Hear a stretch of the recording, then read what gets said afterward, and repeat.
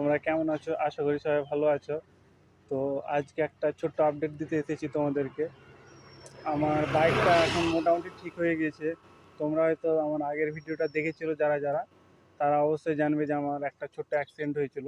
আমি সেফ ছিলাম, বাইকটা কিছুটা ক্ষয়ক্ষতি হয়েছিল।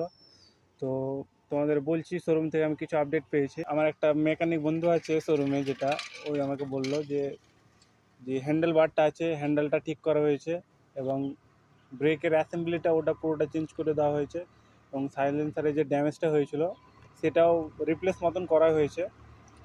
ওপরকার যে গার্ডগুলো আছে ওগুলো রিপ্লেস করা হয়েছে। মানে আমার বাইক এখন ফিজিক্যালি এখন পুরো ঠিক আছে, মেকানিক্যালি পুরো একদম ঠিক আছে।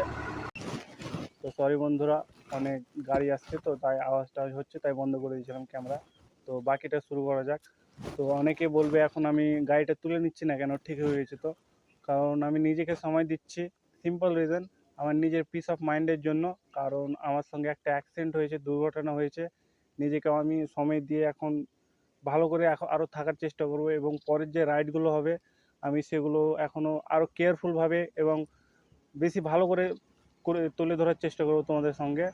তো যাই হোক, তো এই ঘটনার পর থেকে আমি একটা জিনিস ভালো করে বুঝে গিয়েছি, বাইক মানে ফ্রিডম, কিন্তু বাইকের সঙ্গে মানে ফ্রিডমের সঙ্গে আছে রেসপন্সিবিলিটি। তো তোমাদেরকে এই জিনিসটা ভালোভাবে মেনটেন করতে হবে এবং ভালোভাবে ম্যানেজ করতে হবে। তো যাই হোক, আজকের জন্য এতটুকুই। তো তোমাদের সঙ্গে দেখা হবে অন্য কোনো ভিডিওতে। Ride safe.